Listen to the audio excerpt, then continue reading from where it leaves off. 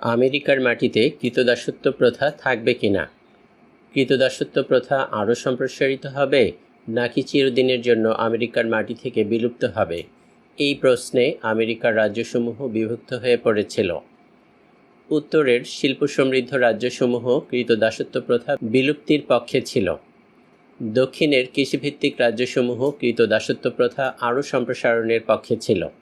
1860 সালে Abraham Lincoln আমেরিকার 16তম president নির্বাচিত হন।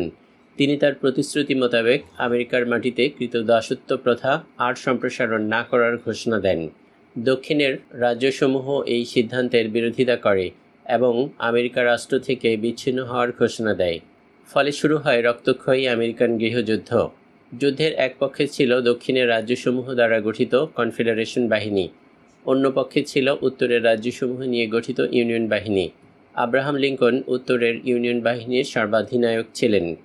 গৃহযুদ্ধ চলে 1861 সাল থেকে 1865 সাল পর্যন্ত।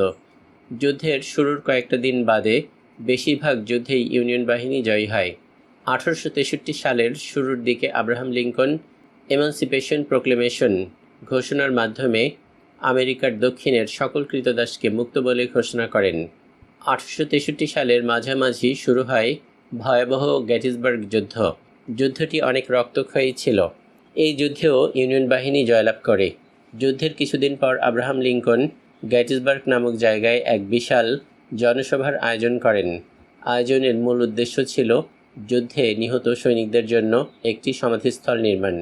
জনসভায় আব্রাহাম লিঙ্কন তার বিখ্যাত গ্যাটিসবার্গ অ্যাড্রেস বক্তব্যটি উপস্থাপন করেন।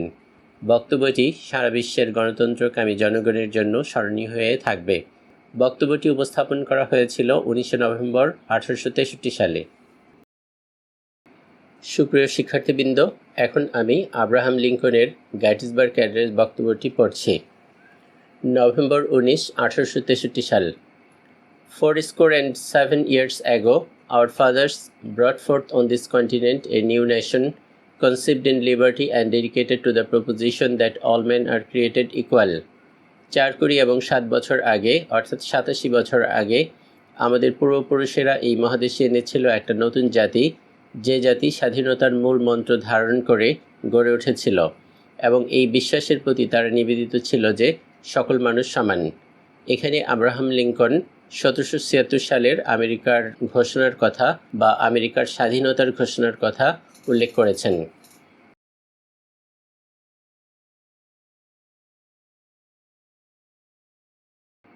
Now we are engaged in a great civil war, testing whether that nation or any nation so conceived and so dedicated can long endure. এখন আমরা একটা বিখ্যাত গৃহযুদ্ধে নিয়োজিত আছি। এই গৃহযুদ্ধ আমাদের জন্য একটা পরীক্ষা।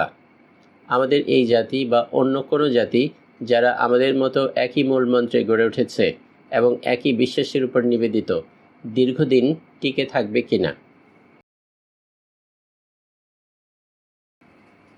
We are met on a great battlefield of the war. We have come to dedicate a portion of that field as a final resting place for those who here gave their lives that nation might live. আমরা এই যুদ্ধের একটা বিখ্যাত যুদ্ধক্ষেত্রে এসে মিলিত হয়েছি। আমরা এই মাঠের একটা অংশকে উৎসর্গ করতে এসেছি তাদের শেষ বিশ্রামের স্থল হিসেবে, তাদের জন্য যারা নিজেদের জীবন উৎসর্গ করেছিল যেন এই জাতি বেঁচে থাকে।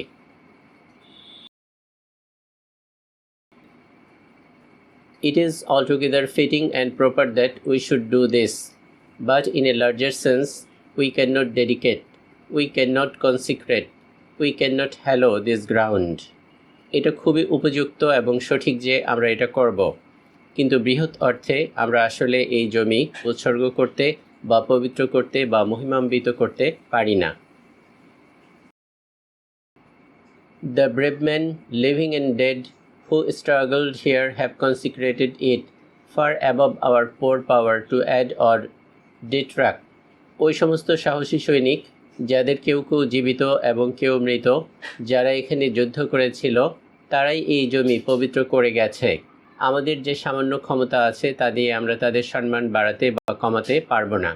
The world will little note nor long remember what we say here, but it can never forget what they did here. আমরা এখানে যা বলছি পৃথিবী তা খেয়ালও করবে না, মনেও রাখবে না, কিন্তু তারা যা করে গেছে পৃথিবী তা কখনো ভুলতে পারবে না।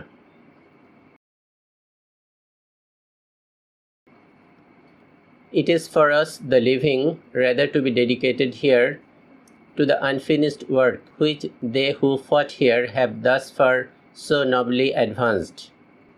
এখন বরং আমরা যারা জীবিত আছি তাদের দায়িত্ব আমরা যেন নিষ্ঠাবান হই, তাদের অসমাপ্ত কাজ সমাপ্ত করি, যারা এখানে যুদ্ধ করেছিল এবং এতদূর পর্যন্ত তাদের কাজ মহৎভাবে সমাপ্ত করেছিল।